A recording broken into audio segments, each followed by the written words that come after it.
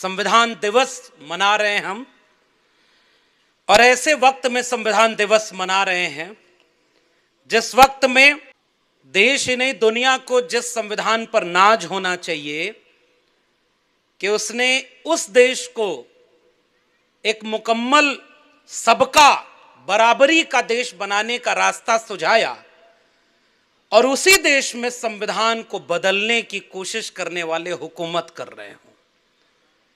संविधान जलाने वाले जेल में नहीं हैं, संविधान बदलने की बात करने वाले बड़ी बड़ी रैलियां कर रहे हैं, और संविधान बचाने की रैली में कुछ कुर्सियां अभी भी खाली पड़ी हैं।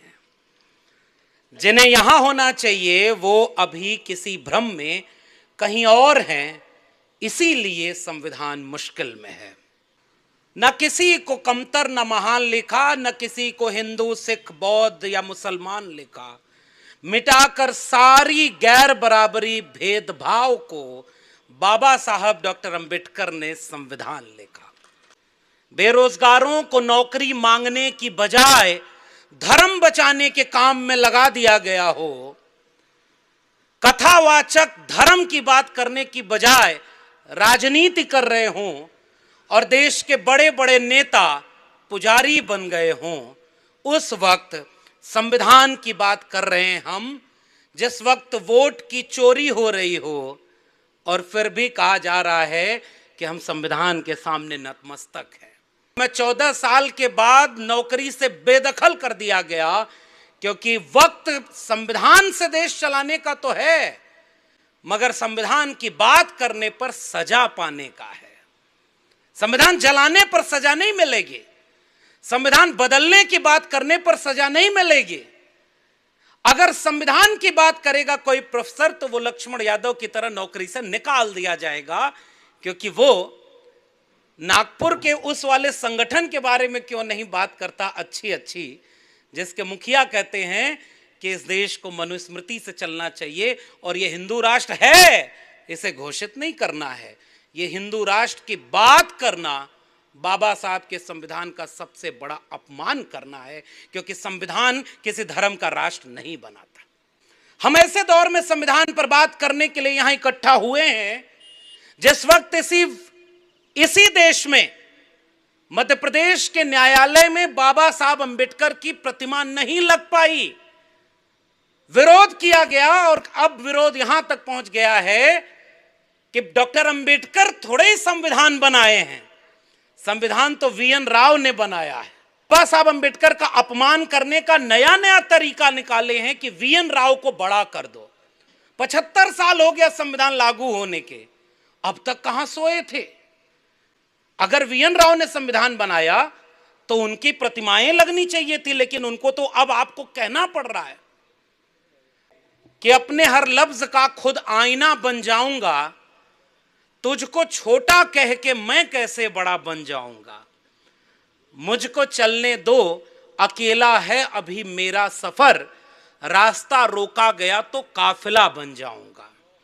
ये बाबा साहब अंबेडकर का अपमान करने का जो सिलसिला शुरू हुआ है, उन्हें मैं इस शेर से आगाह करना चाहता हूं कि एक वक्त तक ही बाबा साहब अंबेडकर का अपमान सहा जा सकता है। कहीं ऐसा न हो कि बाबा साहब अंबेडकर का अपमान आप इतना करने लगो, उन्हें छोटा करके अपने लोगों को बड़ा करने की कोशिश में इस देश के बहुजन जाग न जाएं, क्योंकि इतना अपमान सुन करके भी अगर बहुजन सोए हैं तो दोष उनका थोड़े ही है जो अपमान कर रहे हैं या हिंदू राष्ट्र बना रहे हैं। वो तो इसी काम के लिए हैं, वो तो अपने विचारधारा का भारत बना रहे हैं जिसके लिए 100 साल तपस्या की उन्होंने।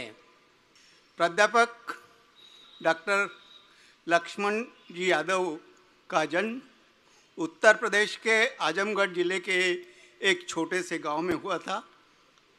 आप एमए, यूजीसी नेट, पीएचडी की उपाधियों से विभूषित है। बचपन से ही आप एक कुशाग्र बुद्धि तथा स्वचिंतन मंथन के धनी होने के कारण समाज को एक नया विचार देते रहते हैं। आपको एक उत्कृष्ट वक्ता के रूप में समूचे भारत में जाना जाता है। आप एक लेखक, सामाजिक कार्यकर्ता, राजनीतिक विश्लेषक यूट्यूबर, ब्लॉगर और विशेषकर आज के दौर में उच्च शिक्षा, दलित, पिछड़े, आदिवासियों की आवाज़ बुलंद करने वाली क्रांतिकारी नायकों में से एक है। आप समाजवादी विचारों के कायल हैं। संविधानों के तत्व पर यथा समता, बंधुता, न्याय पर आपकी अटूट निष्ठा है। आप भारत देश का महात्मा ज्योतिबा फुले, पेरियार रामस्वामी तथा बाबा साहब अम्बेडकर के विचारों को भारत बनाने में अभी भी संघर्षरत है। दिल्ली विश्वविद्यालय के कॉलेज में आप एक सहायक प्राध्यापक रूप से कार्यरत थे, लेकिन सामाजिक, सांस्कृतिक तथा राजनीतिक मसलों पर लिखने, पढ़ने और बोलने के कारण आपको इस नौकरी से बेदखल किया गया है। बेस्ट सेलर किताब प्रोफेसर की डायरी में इसकी दास्तान दर्ज की है। नौकरी छीने जाने का आपको थोड़ा भी मलाल नहीं है। संविधान की क्रियान्वयन नियमों के अनुसार ही चलती रहे, इस बात को आपने अपने जीवन का ध्येय बनाया है और इसी के लिए आपका संघर्ष जारी है। मैं आपके उज्जवल भविष्य और दीर्घ मंगलमय जीवन की कामना करता हूँ। जय भीम। सर्वांना पुन्हा एकदा जय भीम। धन्यवाद सर। अभी जो परिचय आपने सुना, उस परिचय को सुनकर माननीय यादव जी के, लक्ष्मण यादव जी का व्यक्तित्व को मैं मानने की चेष्टा करूंगा इन 4 पंक्तियों में। जो शख्स आवाम को जगाते हैं, जो शख्स आवाम को जगाते हैं, अक्सर उनकी राय पथरीली होती है, लेकिन खौफ नहीं खाते आप इन मुश्किलों से। लेकिन खौफ नहीं खाते आप इन मुश्किलों से। प्रोफेसर के दायरे में दास्ता बयां है आपकी। तो ऐसे एक उज्जवल भविष्य के वक्ता, बहुजन विरोधी व्यवस्था स्थापित करने की छुपी रणनीति जो उनको विषय दिया है, उस पर अपना वक्तव्य देंगे माननीय यादव सर।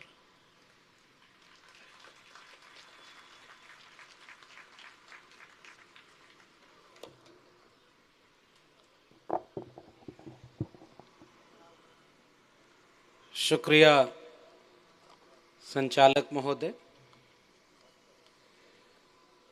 सर्वादरणीय आणि ज्ञानी जनतेला माझ्या क्रांतिकारी जय भीम, जय संविधान, इन्कलाब जिंदाबाद।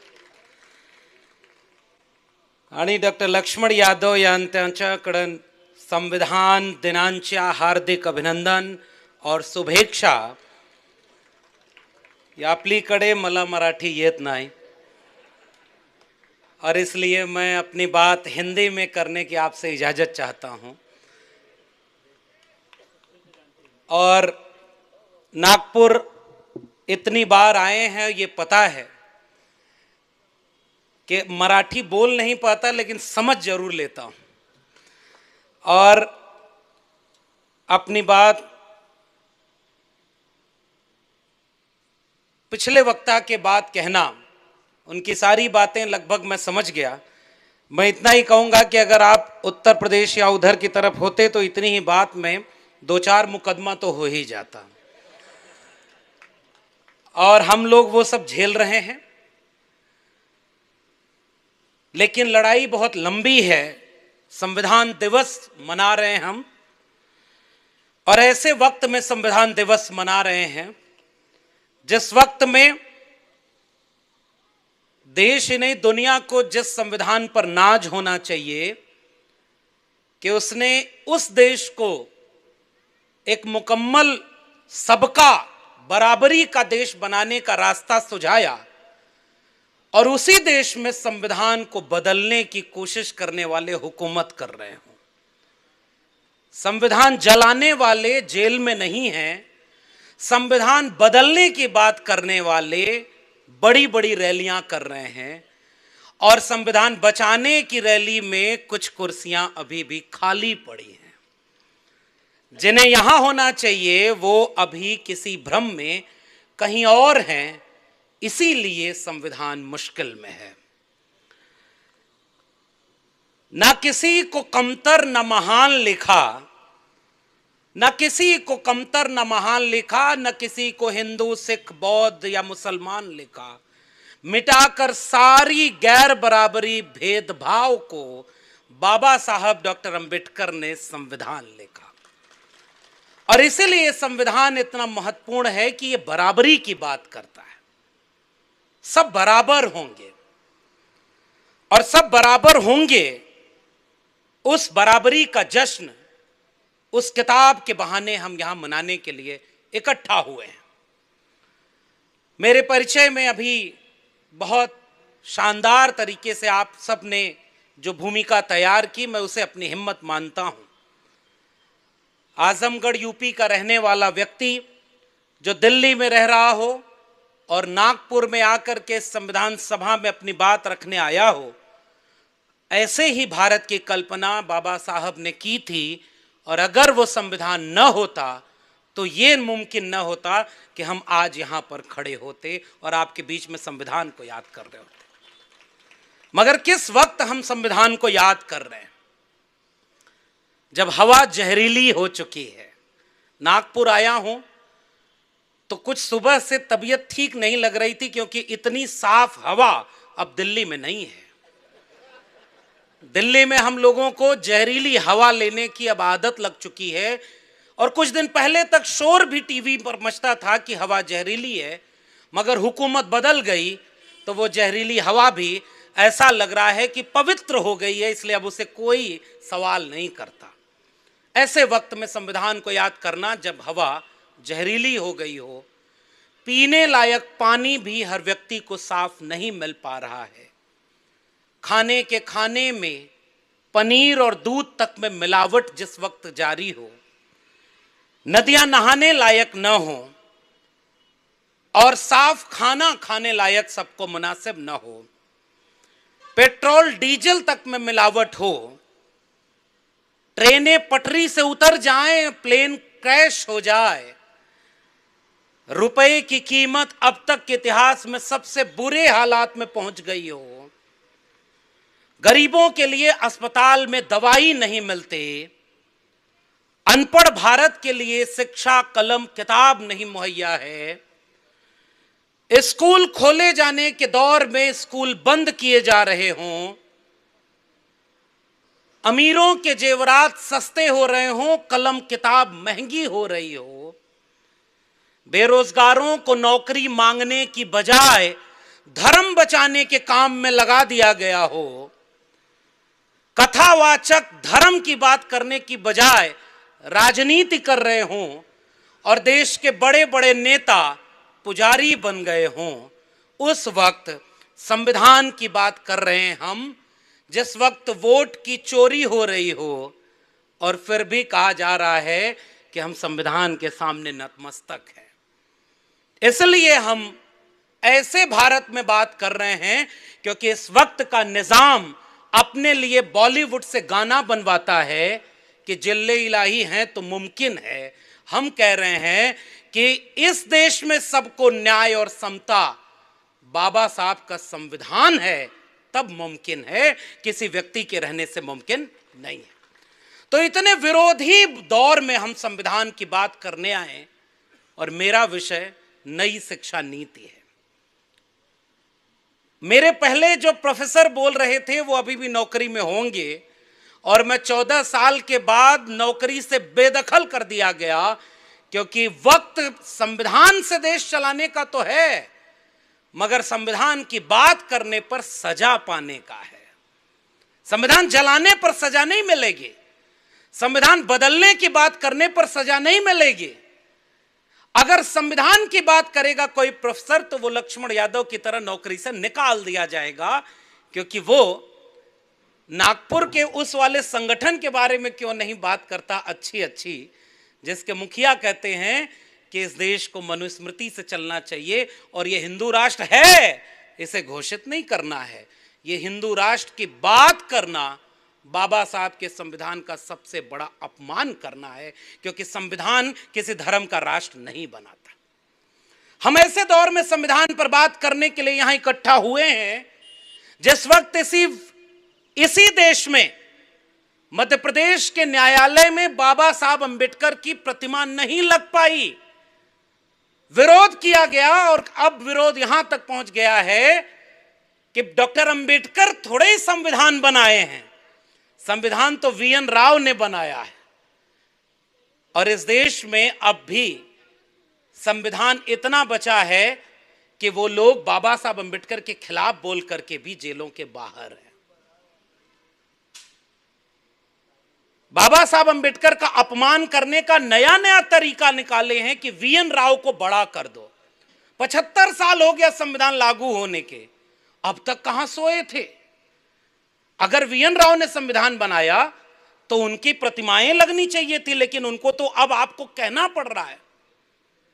वसीम बरेलवी का एक शेर है कि अपने हर लफ्ज का खुद आईना बन जाऊंगा, तुझको छोटा कह के मैं कैसे बड़ा बन जाऊंगा, मुझको चलने दो अकेला है अभी मेरा सफर, रास्ता रोका गया तो काफिला बन जाऊंगा।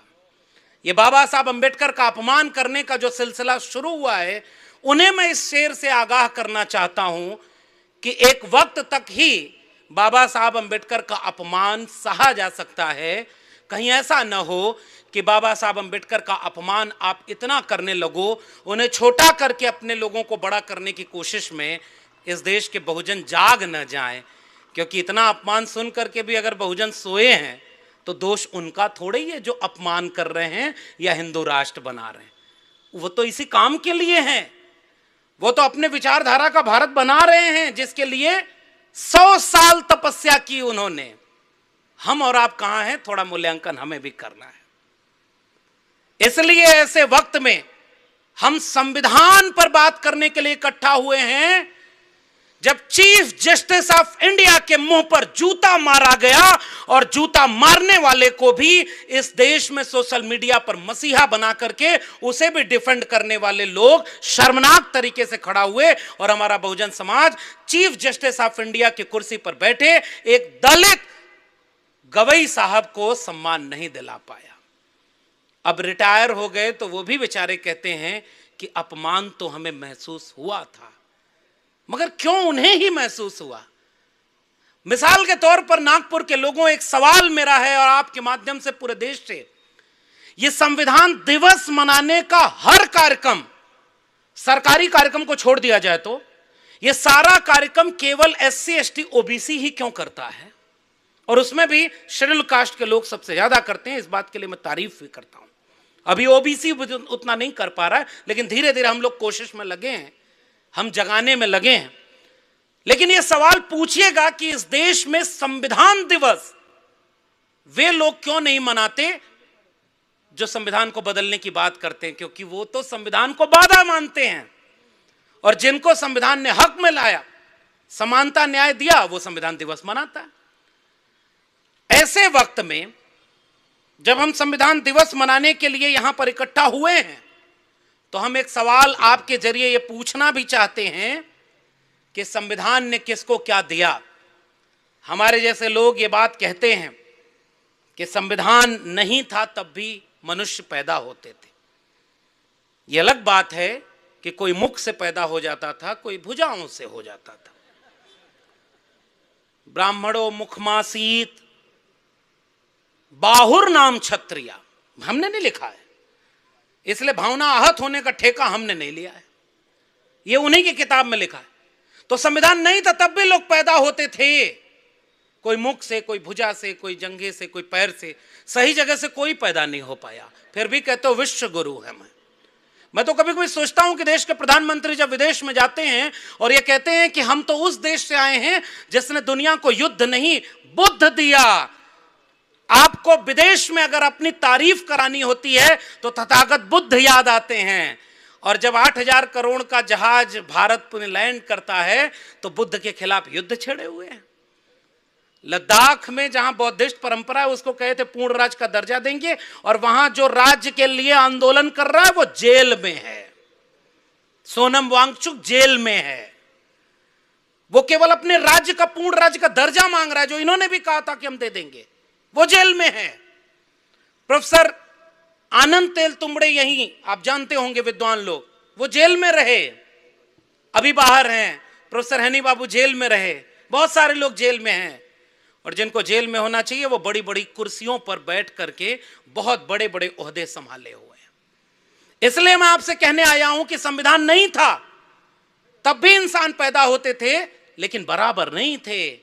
संविधान आया तो उसने तय किया कि कोई पैदा होने से ही श्रेष्ठ या निकृष्ट नहीं होगा, कोई पैदा होने से ही सम्मानित या अपमानित नहीं होगा, कोई पैदा होने से ही बड़ा या छोटा नहीं होगा, राजा रानी के पेट से पैदा नहीं होगा, जनता के वोट से पैदा होगा, और हर व्यक्ति को एक वोट और एक वोट की एक कीमत। इसलिए बाबा साहब अंबेडकर के संविधान को हम इस देश की सबसे बड़ी किताब मानते हैं, और इसलिए हम संविधान दिवस पर आज संविधान को सैल्यूट करते हैं। लेकिन याद रखिएगा बहुजन समाज के लोगों, संविधान नहीं था तो बराबरी नहीं थी, और इस बराबरी से जिसको दिक्कत है कि जिनको हमने पैरों से पैदा किया वह बराबरी में कुर्सी लगा करके बैठते हैं, वो उन्हें बर्दाश्त नहीं होता। इसीलिए तो वो संविधान को बार बार बदलने की बात करते हैं। मैं तो शुक्रिया अदा करता हूं अपने पुरखे डॉक्टर बाबा साहब अंबेडकर को। कहने वाले कहते हैं कि 32 डिग्रियां लेकर वो बाहर से पढ़ के आए, विपरीत हालातों में भी पढ़े, और सारी डिग्रियां ओरिजिनल हासिल किए, एक भी फर्जी डिग्री नहीं लिए थे। इतना पढ़ने के बाद भी जब भारत में लौटे 10 दिन नौकरी कर पाए थे। यहां प्रोफेसर की डायरी, आपको बुक स्टॉल लगा हुआ है, और मैं आऊंगा भी नई शिक्षा नीति पर बात करने के लिए कि हमें नौकरी से निकाला गया, तो मुझे वही किताब याद आ रही थी जो मैंने अपने विपरीत परिस्थितियों में पढ़ी थी। डॉक्टर बाबा साहब अंबेडकर की जीवनी वेटिंग फॉर वीजा जब मैं पढ़ रहा था तो आंखें भर आईं। केवल 10 दिन नौकरी कर पाए, और जब पढ़कर लौटे थे तो रहने को घर नहीं दिया गया। अपना नाम और परिचय बदल करके घर में रहने के लिए जब मौका मिला तो रह रहे थे, और बाद में वो भी पता चल गया तो सामान फेंक दिया गया था और जलील करके कहा गया कि तुम हमारे घर में कैसे रह गए, तुम अछूत हो। उसके बाद वही गुजरात है, उस गुजरात में कुछ अच्छे काम भी हुए हैं, और उसी गुजरात में वडोदरा है जहां सयाजी बाग है, और उसी सयाजी बाग में डॉक्टर बाबा साहब अंबेडकर ने संकल्प लिया था रोते हुए कि इतना पढ़ लिख करके जब मैं लौटा तो मेरे साथ इतना अपमान हुआ तो मेरे लोगों के साथ कितना अपमान होगा। बाबा साहब डॉक्टर अंबेडकर चाहते तो विदेश चले गए होते और बहुत शान और शौकत से जिंदगी गुजारते, इतना हुनर उन्होंने डेवलप किया था, मगर वो भागे नहीं। इसी देश में संकल्प लिया कि जब तक इस देश से जाति व्यवस्था और इस अमानवीय व्यवस्था को खत्म नहीं कर देंगे तब तक चैन से नहीं बैठेंगे। नौकरी के मोहताज डॉक्टर अंबेडकर नहीं थे, और आज उनके वजह से लाखों लाख लोग नौकरी कर रहे हैं। इसलिए मैं अपना मसीहा डॉक्टर भीमराव अंबेडकर को मानता हूं, और इसलिए मुझे अपनी नौकरी जाने का कोई बहुत गम नहीं है। हम तो पढ़े लिख करके आजमगढ़ में किसान परिवार में पैदा हुए, खेती बाड़ी करते थे हमारे पुरखे, कई पीढ़ियां गुजर गई होंगी साहब, भैंस चराते, गाय चराते, दूध दुहते और उसे बेचते, कोई पढ़ नहीं पाया होगा। अपवाद में मैं भी पढ़ करके जब इलाहाबाद यूनिवर्सिटी टॉप किया, प्रोफेसर की डायरी पढ़िएगा, मेरे ही प्रोफेसर ने कहा कि ये अहिरों के बच्चे गाय भैंस चराना छोड़ करके यूनिवर्सिटी टॉप कर रहे हैं तो हमारे बच्चे कहाँ जाएंगे। यहीं से मैं नई शिक्षा नीति पर आ रहा हूं। बाबा साहब ने यूं ही नहीं कहा था कि शिक्षा वो शेरनी का दूध है जिसे वो पिएगा वो दहाड़ेगा, और हम लोग पढ़ लिख करके यहाँ खड़े हैं, हमने कभी नाली के गैस से चाय नहीं बनाई, इसलिए हमारी कोई भी बात तथ्य और तर्क के बिना नहीं होगी। हम जो भी कहेंगे आंकड़ों के हिसाब से कहेंगे। और इसीलिए मैंने अपनी किताब में लिखा कि जब पढ़ के यूनिवर्सिटी टॉप किया, दिल्ली यूनिवर्सिटी पहुंचे, पीएचडी किया, 14 साल प्रोफेसर रहे। बीच में हमें लगता था कि हमारे घर वालों ने मेहनत की इसलिए हम पढ़ लिख करके वहां पहुंचे, और जब हमने अपने विचारधारा को जाना तो हमने ये पाया कि बाबा साहब डॉक्टर अंबेडकर का संविधान न होता और संविधान के मुताबिक मंडल कमीशन न होता तो मैं आजमगढ़ में कहीं गाय भैंस चरा रहा होता, यूनिवर्सिटी टॉप करके दिल्ली यूनिवर्सिटी में प्रोफेसर कभी नहीं बन पाता। यह बात मैं आज भी इस मंच से दोहराता हूं, इसलिए संविधान को मैं अपना सबसे पवित्र ग्रंथ मानता हूं, और इसलिए संविधान ने हमें कलम और किताब हमारे हाथ में पकड़ाई थी। संविधान नहीं था तो उनकी किताबों में लिखा है, उन्हीं किताबों में जिसको वो संविधान को हटा करके इस देश पर थोपना चाहते हैं, जो कथावाचक आजकल बैठ करके कहते हैं, उनकी आंख नहीं है, मैं उनको पूरे सम्मान से इस पर कोई टिप्पणी नहीं करना चाहता, लेकिन कहते हैं कि पूर्व जन्म में कुछ खराब किए होते हो तभी ऐसी कोई सजा मिलती है, मैं उस पर भी कोई टिप्पणी नहीं करूंगा। और वो व्यक्ति टेलीविजन पर बैठ करके बोलते हैं कि अगर बाबा साहब अंबेडकर को संस्कृत का ज्ञान होता तो मनुस्मृति को कभी नहीं जलाते। हां, सही है कि तुमने संस्कृत नहीं पढ़ने दिया था, मगर फिर भी विदेश जाकर के बाबा साहब अंबेडकर ने संस्कृत पढ़ा और किताब लिखी है, चाहे वो एनिहिलेशन ऑफ कास्ट हो, चाहे वो रिडल्स इन हिंदुइज्म हो, हर किताब को हूअर शूद्रास भी लिखी है और किताब लिख करके बताया कि मनुस्मृति जैसी किताब को जलाना ही चाहिए, और वही काम हमारे पुरखे ने किया। और हम आज भी यहां संकल्प लेते हैं कि बाबा साहब अंबेडकर के संविधान के ऊपर मनुस्मृति को कभी लागू नहीं होने देंगे, और भले ही अकेले हम रह जाएं लेकिन मनुस्मृति के खिलाफ हमारी लड़ाई जारी रहेगी। और यह क्यों जारी रहेगी? क्योंकि उसी मनुस्मृति में लिखा है असूर्यम पश्चाम महिलाएं होनी चाहिए, बचपन में पिता के अधीन, युवावस्था में पति के अधीन और वृद्धावस्था में पुत्र के अधीन होनी चाहिए। महिलाओं को आजादी देने की बात संविधान ने कही, और तुम मनुस्मृति लागू करना चाहते हो। उसी मनुस्मृति में शूद्रों के लिए क्या लिखा है? जो गुनाह शूद्र करे उस पर उसे सजाए मौत भी हो सकती है, और वही गुनाह मुख से पैदा होने वाले लोग करें तो उन्हें माफ कर देना चाहिए और कहा जाए कि यहां से जाकर कहीं और बस जाओ। वो मनुस्मृति तुम लागू करना चाहते हो, और उसके लिए कहते हो डॉक्टर अंबेडकर ने पढ़ा नहीं था मनुस्मृति। डॉक्टर अंबेडकर ने पढ़ा था और हमने भी पढ़ी है, कभी मौका मिले तो उस पर भी डिबेट करने को तैयार हैं।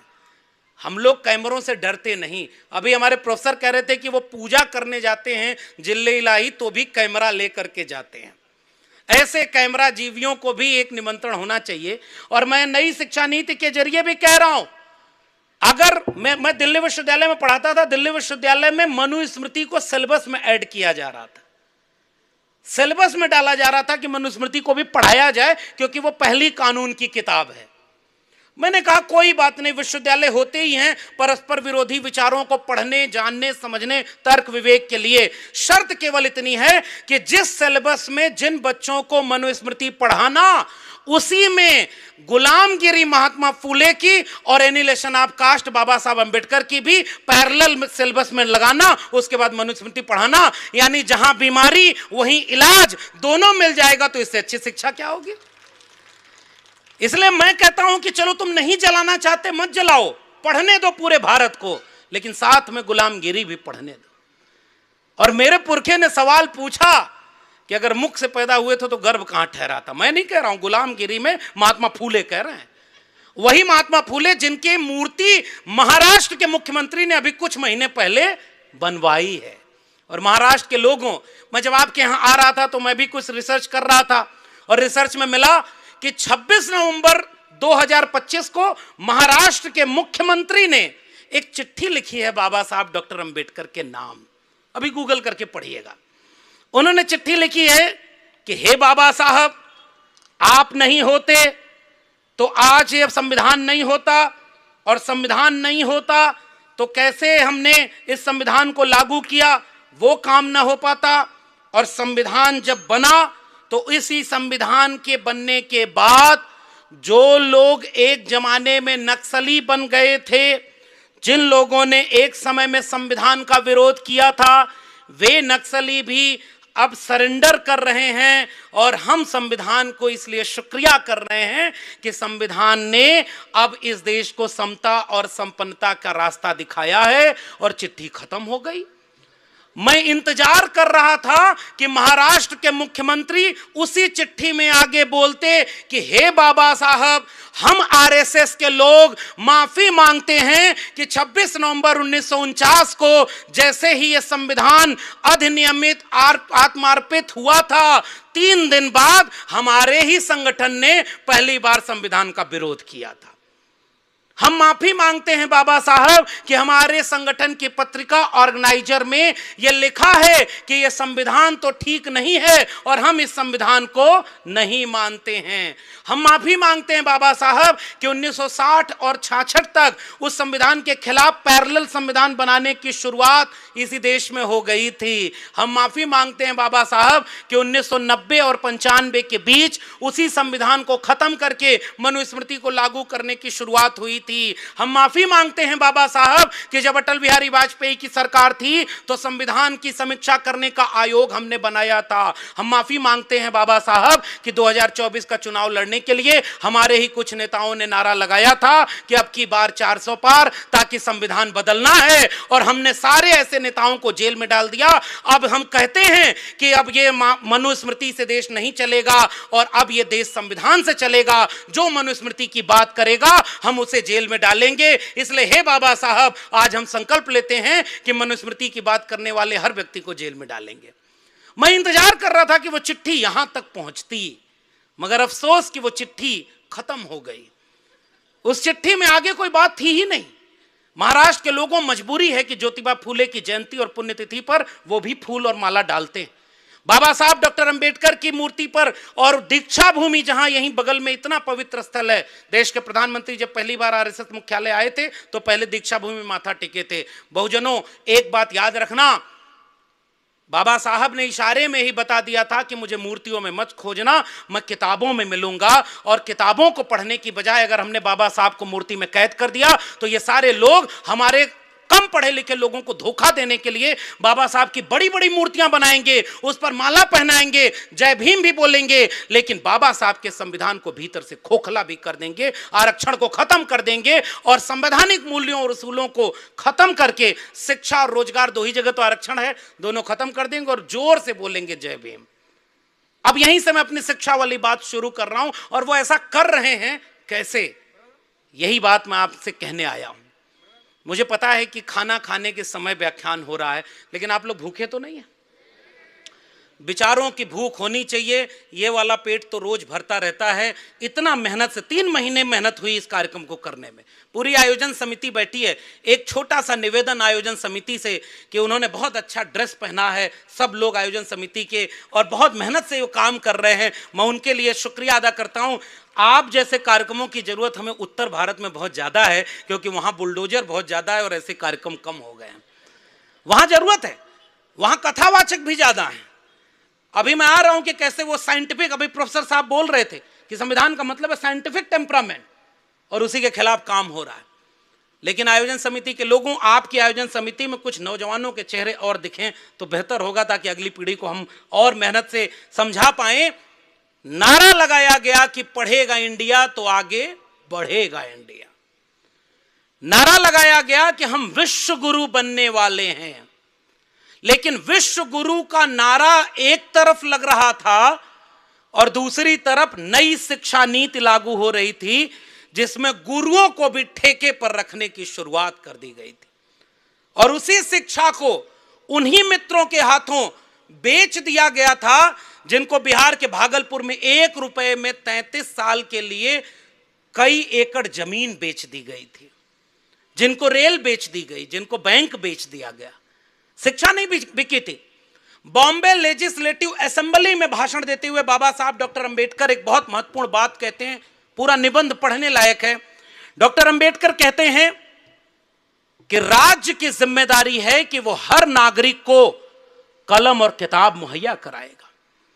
किसी की जेब में पैसा है या नहीं, किसी की जाति श्रेष्ठ है या नहीं, किसी कोई शहर में रहता है या गांव में, किसी के पहले कोई शिक्षित हुआ है या नहीं, कोई गरीब है, कोई अमीर है, क्या कोई SC ST OBC है, इन तमाम भेदभावों के मुताबिक अगर शिक्षा मिलना तय हो गया तो हर व्यक्ति के हाथ में कलम और किताब नहीं पहुंचेगी। इसलिए शिक्षा देना किसकी जिम्मेदारी होगी? राज्य की जिम्मेदारी। और राज्य अपना पैसा खर्च करेगा और निःशुल्क शिक्षा मुहैया कराई जाएगी। बॉम्बे लेजिस्लेटिव असेंबली के अपने भाषण में बाबा साहब ये कहते हैं कि ये पैसा आपका नहीं है, ये पैसा जनता का है। तो जनता का पैसा जनता के ऊपर 2 ही चीज के लिए फ्री अगर खर्च करना हो तो एक पढ़ाई के लिए और एक दवाई के लिए खर्च करना चाहिए।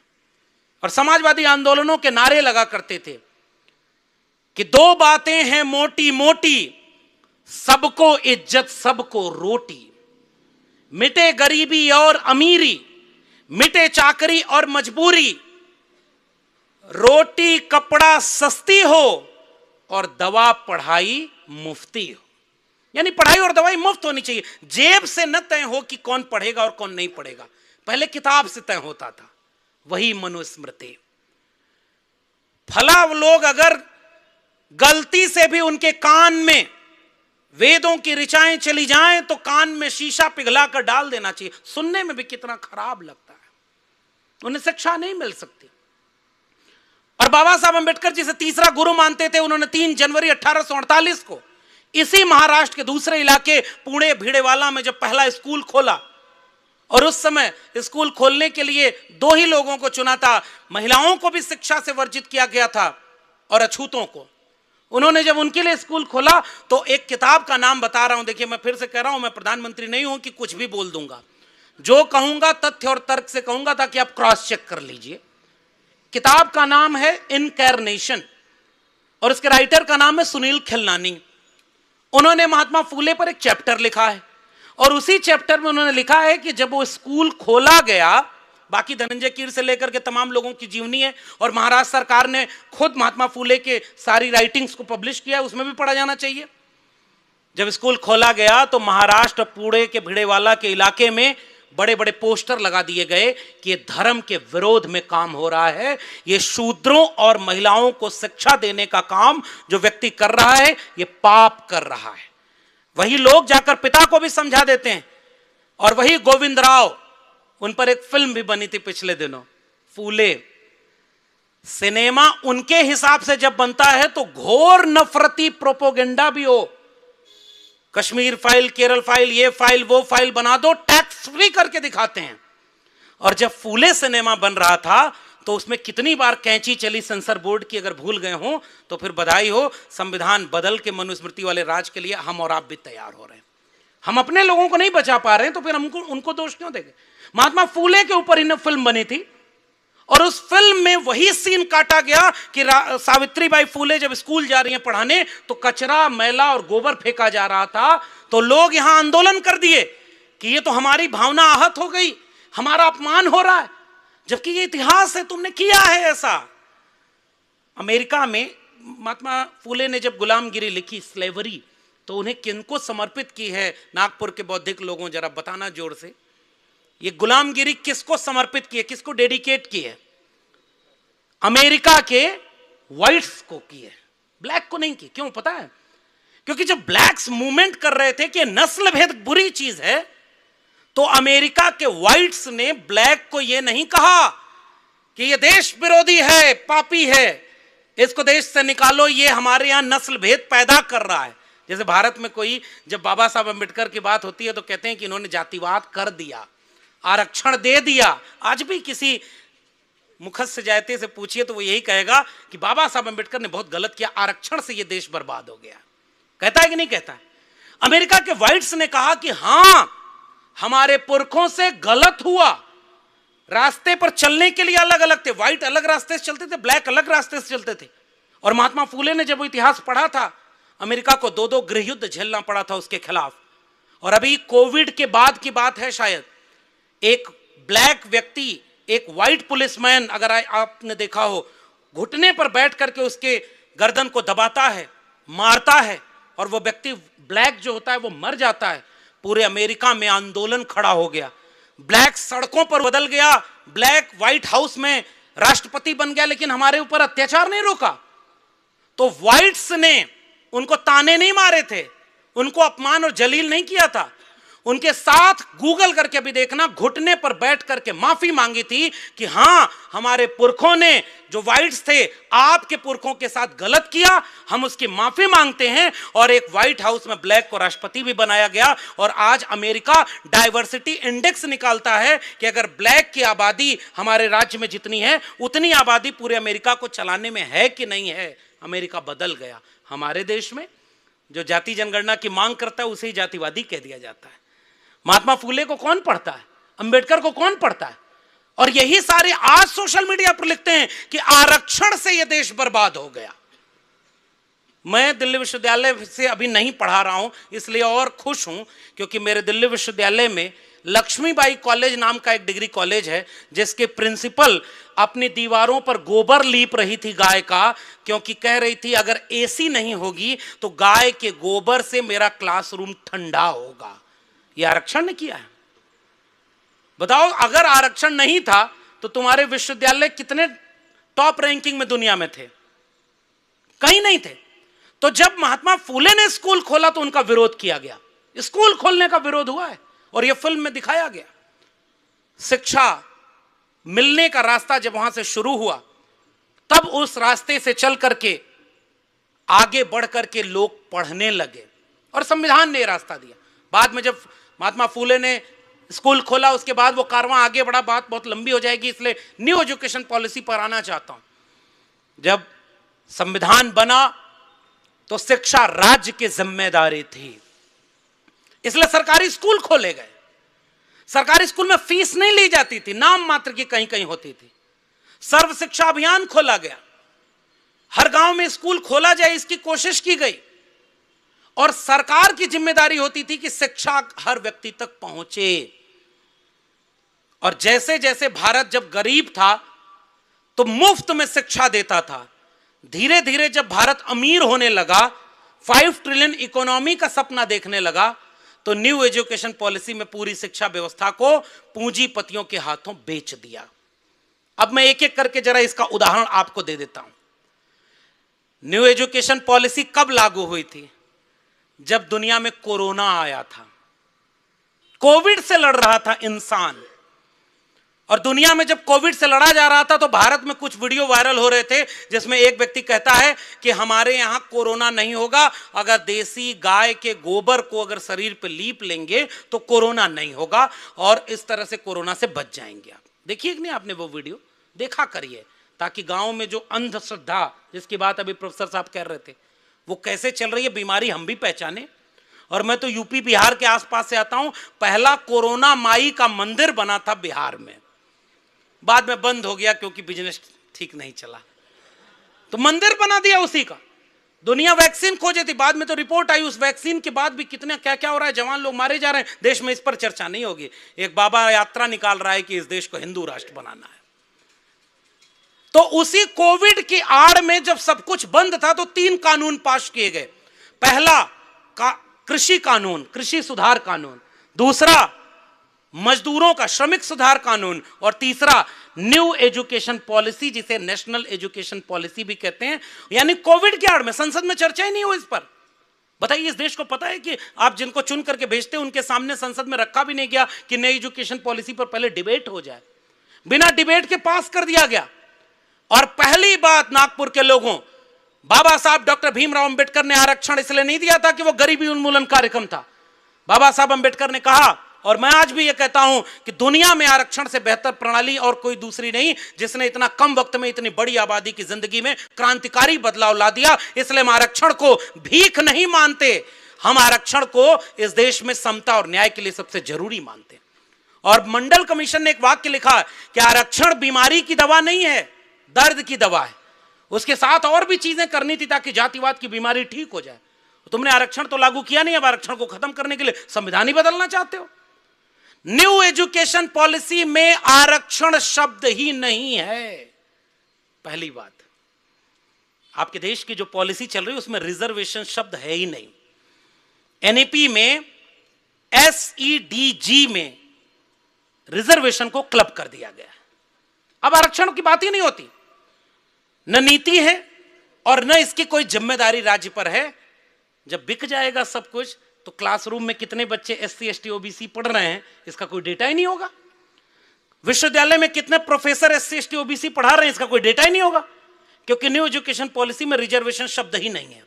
बधाई हो, संविधान 75 साल पूरा होने के पहले ही जो शिक्षा नीति बनी उससे आरक्षण को ही गायब कर दिया गया। फिर आप कहेंगे नहीं आरक्षण तो है साहब, जब तक वो पूरी तरह से प्राइवेट नहीं हो रहा है। अगला पॉइंट सुनिए, न्यू एजुकेशन पॉलिसी 3 तरह की ग्रेडेड ऑटोनॉमी ले आ रही। ऑटोनॉमी का मतलब ये प्रबुद्ध लोग बैठे हुए हैं ऑटोनॉमी, ऑटोनॉमी पहले एजुकेशन सिस्टम में क्या थी? सिलेबस यूनिवर्सिटी खुद बना रखता। स्कूल कॉलेज विश्वविद्यालय में क्या पढ़ाया जाएगा प्रोफेसर तय करेंगे, नेता नहीं तय करते थे। इसलिए वाइस चांसलर को, प्रिंसिपल को, गवर्निंग बॉडी को, सिलेक्शन कमेटी को, वहां के मैनेजमेंट को यह फुल ऑटोनॉमी थी कि आप बढ़िया सिलेबस बनाइए ताकि अगली आने वाली पीढ़ी दुनिया में नाम रोशन करे। इसे कहते हैं ऑटोनॉमी। तो यूनिवर्सिटीज ऑटोनॉमस थी, लेकिन न्यू एजुकेशन पॉलिसी ने क्या किया? ग्रेडेड ऑटोनॉमी दे दी। 3 कैटेगरी का वर्ण व्यवस्था न्यू एजुकेशन पॉलिसी ने लागू की। वर्ण व्यवस्था सुनिए कैसे। ग्रेड ए, ग्रेड बी और ग्रेड सी 3 तरह के इंस्टीट्यूट होंगे। अभी मैं विश्वविद्यालयों की बात कर रहा हूं। ग्रेड सी के जो इंस्टीट्यूट होंगे वो कमतर दर्जे के होंगे, उसको फुल्ली फंडेड गवर्नमेंट करेगी। पहले होता था यूजीसी, यूनिवर्सिटी ग्रांट कमीशन, सरकार ग्रांट देती थी। और जितने लोग यहां विद्वान बैठे हैं, हम सब सस्ती शिक्षा से यहां पहुंचे हैं। मेरे इलाहाबाद विश्वविद्यालय में 300 रुपए 1 साल की फीस थी। 500 रुपए में एडमिशन मेरा हो गया था। वही 500 रुपया अगर 5000 होता तो मैं पढ़ने इलाहाबाद यूनिवर्सिटी में कभी नहीं जा पाता। 300 रुपए फीस में मैंने पूरे साल पढ़ाई की। अगर वही फीस 300 रुपए महीने हो जाती तब भी मैं पढ़ाई छोड़ देता, क्योंकि मेरे खर्चे के लिए केवल 500 रुपए 1 महीने के मिलते थे। अगर मैं 300 फीस दे देता तो इलाहाबाद में रहता कैसे? गरीबों ने पढ़ाई इसलिए कर ली क्योंकि शिक्षा बहुत कम पैसे में मिलती थी, क्योंकि बना था university grant commission, UGC. New education policy ने क्या बनाया है?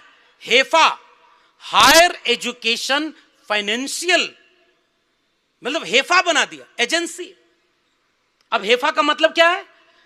डीयू, जेएनयू, मेरी प्रोफेसर की डायरी में मैंने बाकायदे ये बात लिखी है कि 5 साल पहले जब ये एजुकेशन पॉलिसी आई थी तो दिल्ली की सड़कों पर हमने इसके विरोध में कार्यक्रम किए थे और हमने पूरे देश को समझाने की कोशिश की कि भाई ये तुम्हारी शिक्षा को बेच रहे हैं। अब शिक्षा महंगी हो जाएगी, गरीबों के बच्चे शिक्षा से दूर हो जाएंगे। और अब वही पढ़िएगा प्रोफेसर की डायरी, हमने लिखा है कि higher education financial agency UGC के खिलाफ बनाई गई है। अब सरकार ग्रांट नहीं देगी, लोन देगी। और लोन का मतलब क्या होता है? अगर दिल्ली यूनिवर्सिटी को 100 करोड़ रुपया लोन दिया गया तो उसकी टर्म्स एंड कंडीशन उस पर साइन कराई गई है कि अगले 5 साल में वो लोन वापस गवर्नमेंट को देना होगा। विद्वान लोगों, ये हमारी और आपकी जिम्मेदारी थी। हम जब ये कार्यक्रम कर रहे हैं तो हमारे ही बहुजन समाज के बहुत सारे लोग ठेला खींच रहे होंगे, रिक्शा चला रहे होंगे, फैक्ट्री में मजदूरी कर रहे होंगे, खेत में काम कर रहे होंगे। उनके पास शिक्षा नहीं पहुंची, उनके पास रोजगार नहीं पहुंचा। वो दिन भर काम करते हैं ताकि शाम को उनको 2 रोटी मिल सके। उनको ऊपर संविधान बचाने की जिम्मेदारी थी या हमारे लोगों पर थी? जरा सोच के बताना। जिसने संविधान का सबसे ज्यादा फायदा लिया था, हम नौकरी बचाने में लगे थे, तो संविधान कौन बचाएगा? क्योंकि ये बातें जो टेक्निकल हैं, इस कार्यक्रम के बाद अगर ये बात जन जन तक पहुंचानी है तो वो हम और आप ही पहुंचाएंगे। अब आप गांव के आदमी को कहेंगे कि हेफा बन गया तो वो क्या कहेगा? कहा हेफा से पेट्रोल 35 रुपया लीटर मिलेगा क्या? क्योंकि फलाने ने तो वादा किया था कि हमारी सरकार बनेगी तो 100 दिन में काला धन वापस आ जाएगा, और ना आए तो जिस चौराहे पर बुलाना मैं चौराहे पर खड़ा हो जाऊंगा। काला धन आया, नोटबंदी हुई, काला धन आया। गांव का आदमी यही नहीं समझ पा रहा है क्योंकि उसको अभी शिक्षा नहीं मिली। लेकिन पढ़े लिखे लोगों, हमने ये नहीं समझा। मैंने प्रोफेसर की डायरी में लिखा है कि हायर एजुकेशन फाइनेंशियल एजेंसी बनने से यूनिवर्सिटी ने क्या किया? खर्चा घटाया और आमदनी बढ़ाएंगे। विश्वविद्यालय के पास खर्चा क्या होता है? टीचर की नौकरी, प्रोफेसर साहब 1.5 lakh salary, 2 lakh salary, 3 lakh salary. और जब लोन लेंगे तो सैलरी कम करनी होगी। तो सैलरी कम करनी होगी तो परमानेंट अपॉइंटमेंट की बजाय कॉन्ट्रैक्ट पर टीचर रखे जाएंगे, आउटसोर्स किए जाएंगे, या ऑनलाइन टीचिंग को प्रमोट किया जाएगा। तो खर्चा घटेगा। और आमदनी बढ़ाने के लिए एक विश्वविद्यालय, एक कॉलेज, डिग्री कॉलेज के लिए आमदनी का स्रोत क्या है? स्टूडेंट की फीस, विद्यार्थियों की फीस है। तो जो पढ़ाई 100 रुपए की होती थी वो पढ़ाई 1000 रुपए की होगी कि नहीं होगी? और मैं अभी आंकड़े से आपको बता रहा हूं कि हायर एजुकेशन फाइनेंशियल एजेंसी ने आपके देश के शिक्षा व्यवस्था को पूरी तरह से प्राइवेट हाथों में बेच दिया है। फीस महंगी हो गई और फैकल्टी कम हो गई। बताओ, सबसे पहले ही शिक्षा से दूर कौन होगा? जिसको सबसे आखिरी में शिक्षा मिलना शुरू हुई थी, और वो हैं इस देश के गरीब, इस देश के किसान, इस देश के मजदूर, इस देश के एससी, एसटी, ओबीसी और महिलाएं 1990 के बाद तो पहली बार यूनिवर्सिटीज तक पहुंचना शुरू हुए थे। और जैसे ही हम यूनिवर्सिटी तक पहुंचे, मां सरस्वती का पावन प्रांगण दूषित होने लगा था। जब मंडल लागू हुआ तो हमारे दिल्ली विश्वविद्यालय में तो आंदोलन हुआ था, आरक्षण से यह पावन मंदिर अपवित्र हो जाएगा। मैंने प्रोफेसर की डायरी में लिखा है, मंडल के विरोध में आंदोलन हुआ था। और अभी हमारे अगले सत्र में बोलेंगे बीपी मंडल साहब के प्रपौत्र हैं सूरज मंडल जी। और तब उसी विश्वविद्यालय में खड़े होकर हमने कहा था कि इसी मंडल की वजह से, संविधान की वजह से एससी, एसटी, ओबीसी पहली बार यूनिवर्सिटी तक पहुंचा, तो उसको आपने रोहित वेमुला बना दिया। प्रोफेसर की डायरी मेरी किताब है, इसलिए मैं बार बार उसका रेफरेंस दे रहा हूं, क्योंकि हमने भी बहुत जोखिम उठा करके ये लिखा है। मेरे लहजे में जी हजूर न था और कोई मेरा कसूर न था। उनके हाँ में हाँ मिला देता तो मैं भी आज प्रोफेसर होता, वाइस चांसलर हो जाता। लेकिन ये सम्मान कभी नहीं मिलता, क्योंकि मैं सच को सच और झूठ को झूठ कहने का सलीका फूले अंबेडकर पेरियार से सीखा है। इसलिए वो बात कहने से कभी हम पीछे नहीं हटेंगे, नौकरी रहे या जाए। उन्हें लगा था कि वो चुप हो जाएगा, तो हमने भी तय किया कि जुल्म के साये में लब खोलेगा कौन, और हम भी चुप रहे तो फिर बोलेगा कौन। भाई बोलना तो हमें पड़ेगा ना, हमने उस एजुकेशन सिस्टम का फायदा लिया था, और वो एजुकेशन सिस्टम ने, प्रोफेसर की डायरी में हमने लिखा, एजुकेशन को बर्बाद कर दिया। आंकड़े बता रहा हूं, कोठारी आयोग बना था 1966 में, राइट टू एजुकेशन एक्ट बना था 2009 में, और यह कहता था कि उसके बाद उन्होंने कहा डाइवर्सिटी कंट्रोल होगी, हाशिए पर पड़ा व्यक्ति जब स्कूल आएगा तब भारत की तकदीर बदलेगी। गांवों में स्कूल खोले जाएंगे। महाराष्ट्र के लोगों, विद्वान लोगों, पिछली बार इसी महाराष्ट्र में एक डिग्री कॉलेज में कार्यक्रम था, वहां मुझे किसी ने बताया कि महाराष्ट्र में पिछले कई वर्षों में मिलाकर 50,000 से ज्यादा सरकारी स्कूल बंद कर दिए गए हैं। Am I right और रॉन्ग? हो सकता है आंकड़े और ज्यादा हो गए हों। तो बधाई हो, उत्तर प्रदेश में बाद में हुआ है, महाराष्ट्र वालों आपके यहां पहले बंद हो गया। हमारे उत्तर प्रदेश में तो रामराज आ गया है। और वहां क्या हुआ है पता है? पिछले एक साल में गूगल करके पढ़ना, 26,000 स्कूल 2019 से 2023 तक बंद हो गए, सरकारी स्कूल जो सरकार चलाना था। और पिछले साल 27,000 नए स्कूलों को बंद करने के लिए लिस्टिंग हो गई थी कि जिन स्कूलों में 50 से कम बच्चे हैं उन स्कूलों को क्लोजर या मर्जर की पॉलिसी के तहत बंद कर दिया जाएगा। एक समय देश में खराब लोगों की सरकार थी तो कहती थी कि हर गांव में एक स्कूल होना चाहिए और वो पढ़ाई मुफ्त होनी चाहिए। जब कथित तौर पर नॉन बायोलॉजिकल लोगों की सरकार आ गई तो वो कहती है कि उत्तर प्रदेश में हर गांव का स्कूल 50 बच्चों से कम का है तो बंद होगा और हर गांव में एक सरकारी कंपोजिट ठेका खुलेगा। ठेका मतलब अंग्रेजी शराब और देसी शराब एक ही दुकान पर मिलेगी, आपके गांव के पास में मिलेगी, लेकिन अब स्कूल में शिक्षा आपके गांव के पास के स्कूल में नहीं मिलेगी। यह है नई शिक्षा नीति का आपके देश पर असर। यही समाज बनाना चाहते थे फूले और अंबेडकर। उत्तर प्रदेश में कंपोजिट ठेका की दुकान खुल गई और स्कूल बंद हो रहे हैं। पूरे देश का डेटा मैंने निकाला, 1,65,000 के आसपास सरकारी स्कूल बंद कर दिए गए। पता है क्यों? क्योंकि न्यू एजुकेशन पॉलिसी में क्लॉज था कि बच्चे कम होंगे तो स्कूल बंद होंगे, और स्कूल जब सरकारी स्कूल बंद होगा तो बगल में प्राइवेट स्कूल खुलेगा।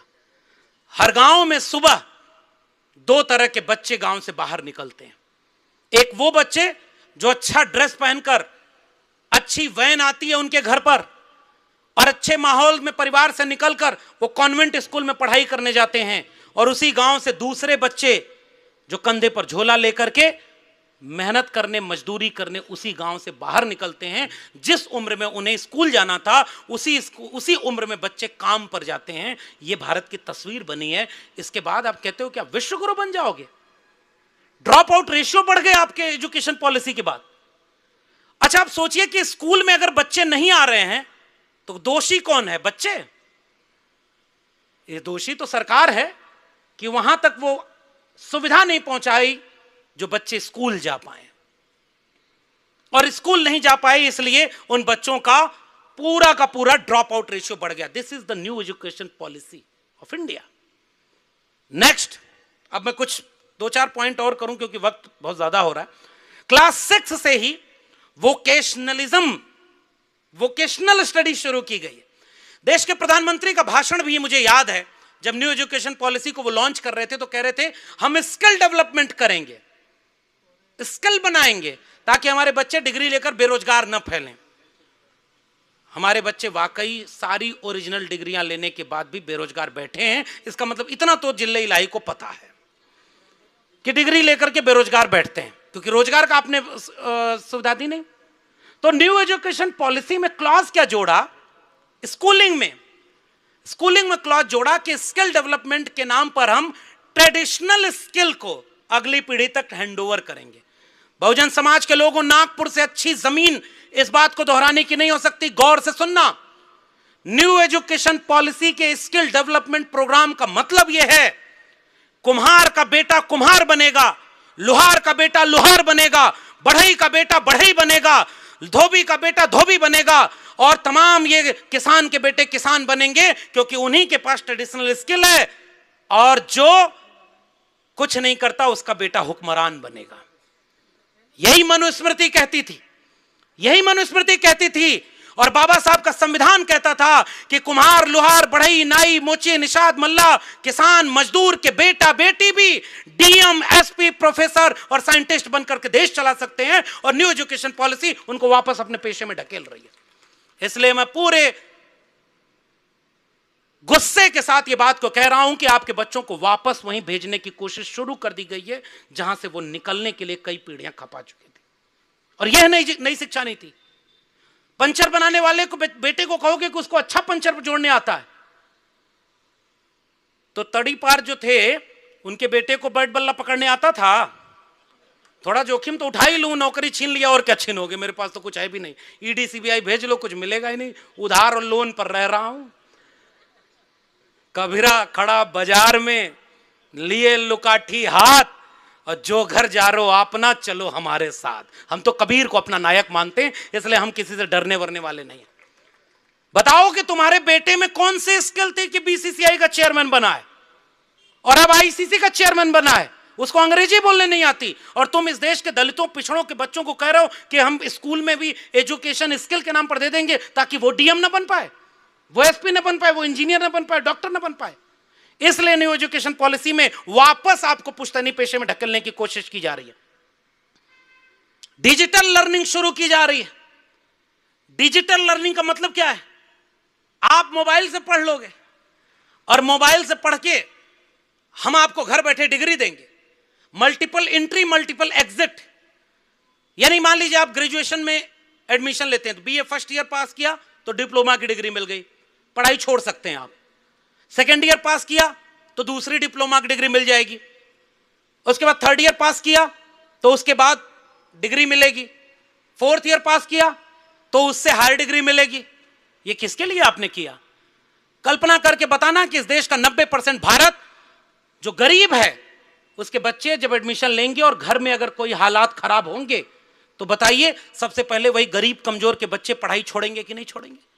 लड़कियों की जैसे ही उम्र बढ़ती है, पुत्र सत्तात्मक समाज में सबसे पहले उनके ऊपर आरोप लगता है कि अब तुम पढ़ के क्या करोगे, तुम्हारा ब्याह कर देते हैं। और ब्याह करने के बाद अगर घर वाले पढ़ाएंगे तो पढ़ना, तो सबसे पहले पढ़ाई छोड़ेगा कौन? इसलिए ये मल्टीपल एंट्री, मल्टीपल एग्जिट किसके लिए लाया गया है? और आज 5 साल बाद देश के प्रधानमंत्री बताएं कि इन 5 सालों में जिन बच्चों ने पढ़ाई छोड़ी है उसमें एससी, एसटी, ओबीसी कितने बच्चे हैं, देश ये जानना चाहता है। क्योंकि सच पता होना चाहिए कि हमारे बच्चे फिर से शिक्षा से दूर होने लगे। इसलिए मैं बधाई देता हूं पूरे आयोजन समिति को कि आपने बहुत शानदार विषय यहां पर चुना है। बाकी तो इस देश में बहुत भाषण हो रहे हैं, संविधान खतरे में है, और जितना ही खतरे में भाषण हो रहा है उतना ही और खतरा बढ़ता जा रहा है। पूरा वो चुनाव लूट लिया बिहार का और हम चुपचाप बैठे देख रहे हैं। महाराष्ट्र वालों, ये काम आपके यहां पहले हो चुका था। आपका चुनाव कैसे परिणाम आया ये हमसे बेहतर आप जानते हो, और अगले 5 साल के लिए उन्हीं की हुकूमत यहां पर तैयार बैठी है। तो संविधान बचाएगा कौन? इसलिए मैं कह रहा हूं एजुकेशन बचाना था, कलम और किताब को बचाना था। और ये कलम और किताब कैसे बताएंगे? नेक्स्ट पॉइंट देखिए, मैं जल्दी जल्दी अब समेट रहा हूं। सिलेबस चेंज कर रहे हैं, और सिलेबस चेंज करते हुए क्या कह रहे हैं? वो कह रहे हैं भारतीय परंपरा का बोध हम शिक्षा व्यवस्था में देंगे।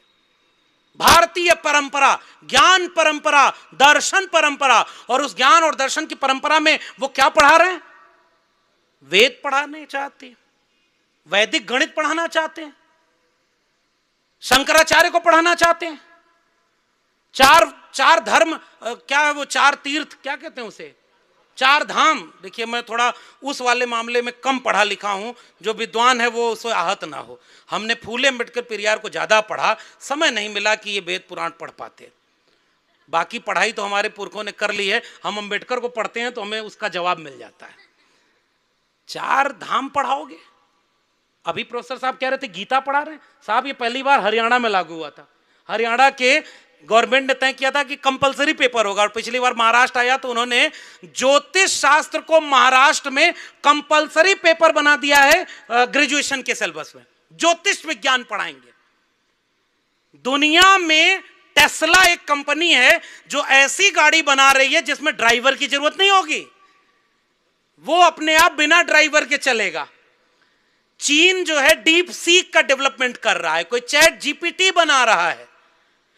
जापान अपने हर क्लासरूम को डिजिटली साउंड कर रहा है, एआई से लेकर के नए नए टेक्नोलॉजी को वहां पर पढ़ाई में deep seek, AI, chat GPT को पढ़ा रहा है, कंप्यूटर के नॉलेज को इंट्रोड्यूस कर रहा है। और भारत में नया गुरुकुल बनाने की तैयारी कर ली गई है। और मेरे दिल्ली विश्वविद्यालय में एक कॉलेज है, हंसराज कॉलेज, 4 दिन पहले एक शंकराचार्य को बुलाया गया। सारे प्रोफेसर जमीन पर बैठे थे, ऊपर कुर्सी पर शंकराचार्य बैठ करके कह रहे थे भारत महान देश है और इस महान देश का सबसे महान ग्रंथ मनुस्मृति है। यह विश्वविद्यालय में हो रहा है। क्या यही बाबा साहब अंबेडकर के सपनों के विश्वविद्यालय हैं? क्योंकि वाइस चांसलर बन रहा है आरएसएस की शाखा से। और यह बात नागपुर कहने में भी डर नहीं लग रहा है मुझे, क्योंकि वो खुद कहते हैं, बड़े वाले पशु डॉक्टर थे लेकिन उनको Z+ सिक्योरिटी मिली है। समझ जाओ मैं किसकी बात कर रहा हूं, समझ गया ना? तो वो कहते हैं कि 2000 साल तक हमारे लोगों ने SC ST OBC के साथ भेदभाव किया है, तो 200 साल तक तो रिजर्वेशन रहना चाहिए, कहा था ना। और इसके बाद उन्होंने वाइस चांसलर बनाए हैं तो आरएसएस की शाखा से निकले हुए लोग, प्रिंसिपल बनाए तो उन्हीं, तो जिसको परमानेंट होगा वो भी शाखा जाएगा कि नहीं? मैं जब यहां आ रहा था तो हमारे दोस्त कह रहे थे किसी जगह पर शाखा लगती, लगाओ शाखा, हमें दिक्कत नहीं, आपका तो पूरे देश दुनिया पर राज है भाई, हम लोग कौन होते हैं बोलने वाले?